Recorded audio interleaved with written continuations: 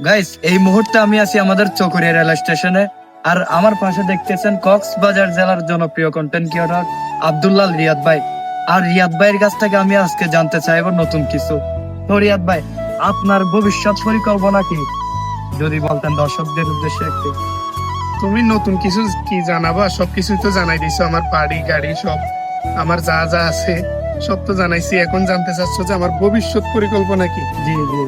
আমি তো একজন কন্টেন্ট ক্রিয়েটর। আমার ভবিষ্যৎ পরিকল্পনা, আমি ভালো কন্টেন্ট বানাবো, প্লাস হচ্ছে বড় কিছু করার চেষ্টা করব। যেহেতু মানুষ সব সময় লক্ষ্যটা বড় রাখতে হয়, এখন আমার লক্ষ্য হচ্ছে ভবিষ্যতে নাটক তৈরি করা, প্লাস হচ্ছে শর্ট ফিল্ম, মিউজিক ভিডিও। এর বাইরেও যদি সোশ্যাল মিডিয়ার বাইরে, ফেসবুক ইউটিউবের বাইরে বলতে যাই, তাহলে ভবিষ্যৎ পরিকল্পনা হচ্ছে বিজনেস দেওয়া।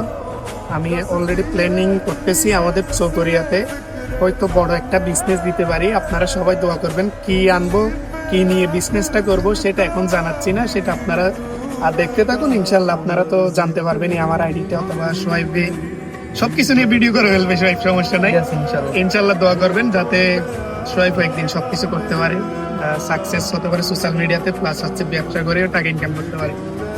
তো সবাই বেশি বেশি সোহাইবকে সাপোর্ট করবেন। আর আমাদের জন্য সবাই দোয়া করবেন। আল্লাহ হাফেজ।